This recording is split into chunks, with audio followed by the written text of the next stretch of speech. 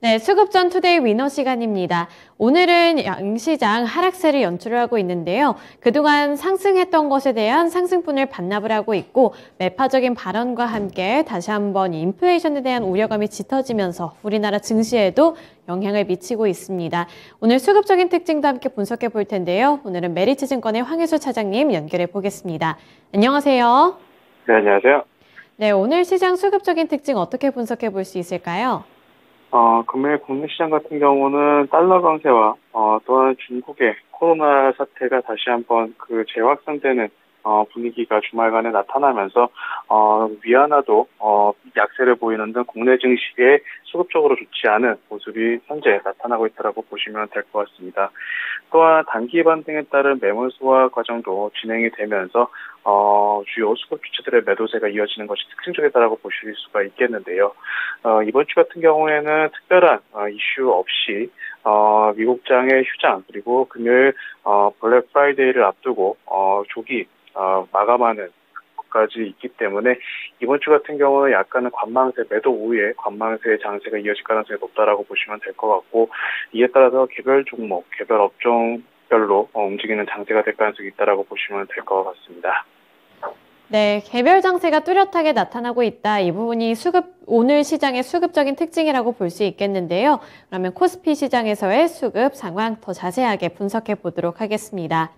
우선 외국인 쪽에서 가장 많이 매수하고 있는 종목들 살펴보시면 현대, 로템이 가장 큰 관심을 받고 있는데요. 최근에는 우크라이나 재건 관련 종목으로 관심을 받고 있는 만큼 오늘도 외국인의 매수세가 나타나고 있습니다. 그 아래로 카카오뱅크 쪽으로도 외국인 매수하고 있는 가운데 과대 낙폭주의자 성장주를 여겨지고 있는 네이버 쪽으로도 매수세가 포착되고 있습니다. 아래로 포스코케미칼이 있는데요. 포스코케미칼 최근에는 쉬어가는 듯 했는데 이번에는 외국인이 다시 담고 있는 모습이 연출됩니다. 마지막으로 반도체 쪽에서는 DB하이텍이 관심을 받고 있습니다.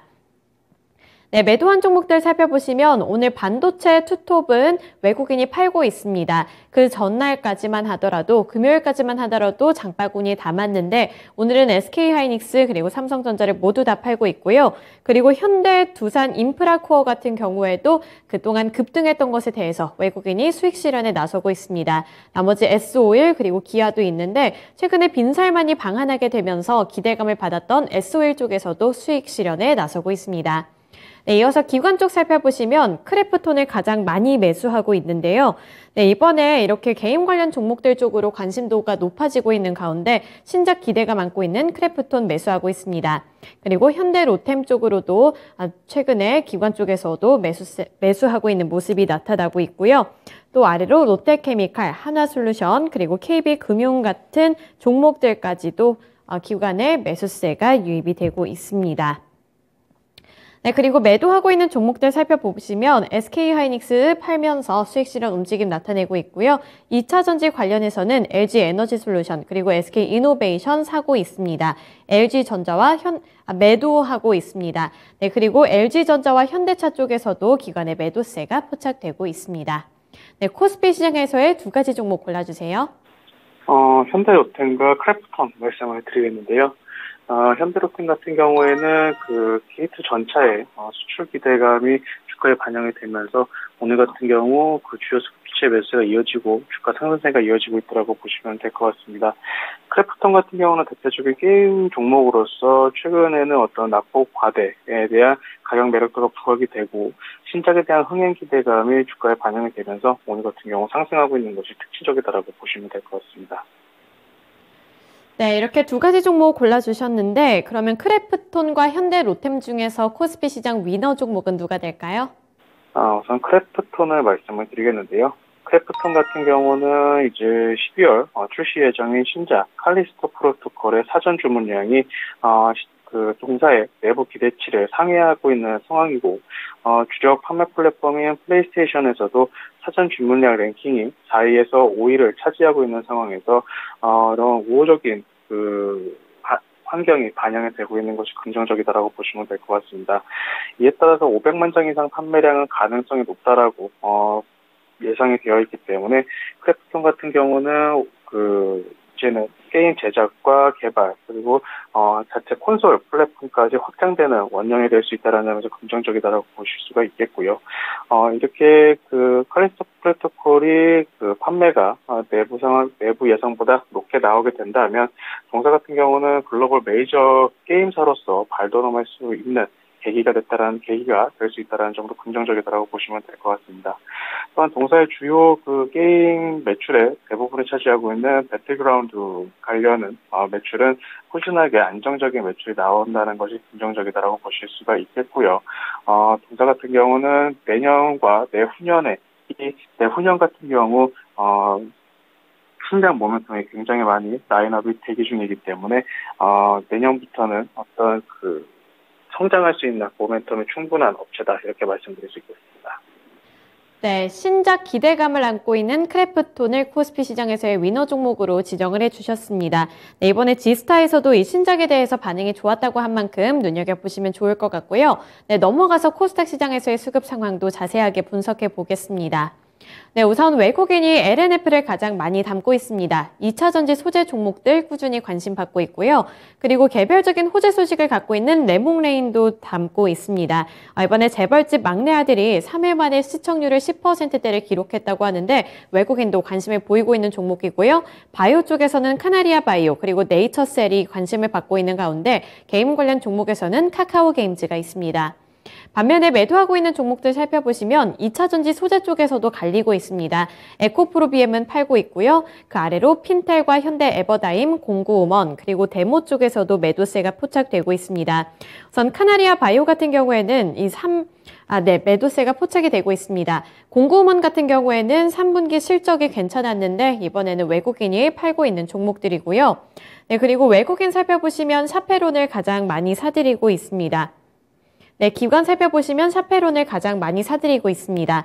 그 아래로 게임 관련해서는 네오위즈가 관심 받고 있고요. 콘텐츠 관련해서도 꾸준히 관심도가 높아지고 있는 가운데 스튜디오 드래곤 기관의 매수세 나타납니다. 나머지 핀텔과 나무가 쪽으로도 매수세가 나타나고 있는 가운데 매도하고 있는 종목들 살펴보시면 비올과 레몽레인, LNF, 엔젯과 에이벨 바이오가 있는데요. 레몽레인은 외국인과 수급이 엇갈린 모습을 하고 있고요. 엔젯 같은 경우에는 최근에 신규 상장했는데 기관이 빼내면서 수익 실현에 나서고 있습니다. 네, 코스닥 시장에서의 두 가지 종목 골라주세요. 나무가와 네오위즈를 말씀을 드리겠는데요.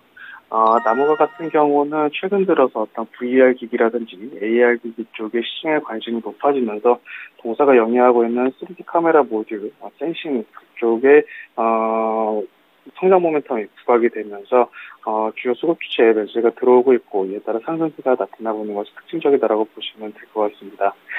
네오위즈 같은 경우도 역시 그 신작에 대한 기대감이 주가에 반영이 되면서 현재 주가가 상단에 위치하고 있는 상황인데요. 네오위즈 같은 경우는 내년부터 어떤 대작 신작의 모멘텀이 충분히 반영이 되고 있다는 점에서 주요 수급 주체의 매수가 계속해서 유지되고 있는 것이 특징적이다라고 보시면 될 것 같습니다. 네, 나무가와 네오위즈 어떻게 보면 결이 비슷하다 이렇게 볼 수 있겠는데 이 둘 중에서 어떤 종목이 코스닥 시장에서의 위너 종목이 될까요? 네오위즈를 말씀을 드리겠는데요. 네오위즈 같은 경우는 최근 피해거짓이라는 그 동사의 콘솔 관련 기대작이 해외에서 호평을 받으면서 주가가 상승하는 모습을 보여줬습니다. 또한 시장 추정과는 무관하게 그 상승한 이후에 주가가 상단에서 계속 유지가 되고 있는 모습인데요. 동사 같은 경우는 그 피해 거짓이 2023년 글로벌 상반기에 글로벌 그 출시가 기대되고 있고 이에 따른 어떤 주가 모멘텀이 꾸준하게 반영될 수 있다라고 말씀드릴 수가 있겠고요. 동사의 가장 그 캐시카우인 웹보드 게임 사업이 구매 한도가 70만 원으로 상향이 되면서 매출 성장이 꾸준하게 나오고 있다라는 점, 그리고 이에 따라 내년 같은 경우 실적 역시 큰 폭으로 개선될 가능성이 높다라는 점이 긍정적이다라고 말씀드릴 수가 있겠습니다. 가장 주가의 모멘텀이라고 될 수 있는 피해 거짓 같은 경우 글로벌 판매량이 어느 정도 시장 예상을 상회하게 된다면 리레이팅도 기대해 볼 수 있다는 점이 긍정적이다 이렇게 말씀드릴 수 있겠습니다. 네, 코스닥 시장에서는 네오위즈를 꼽아주셨습니다. 네, 오늘 이렇게 수급적인 특징 함께 잘 분석해봤고요. 오늘 연결 여기까지 해보겠습니다. 오늘 말씀 고맙습니다. 감사합니다.